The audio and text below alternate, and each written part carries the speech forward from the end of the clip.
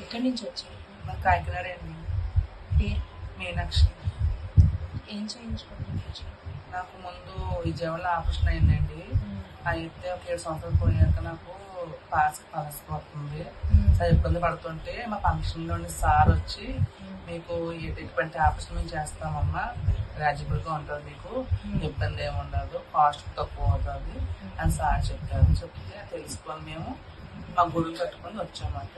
వైజాగ్ లోని సిలిక్ మమ్మీ అని ఆవిడ ద్వారా మనమ్మ అని చెప్పి మా అత్తగారు పెట్టుకొని వచ్చామండి. అంటే మీకు ఎలా తెలిసింది? ఇది మీకు ఆన్లైన్ లో తెలిసిందా లేదంటే మీకు ఎవరు చెప్పారండి? మా వాళ్ళు చెప్పారండి. మీ వాళ్ళు చెప్పారండి.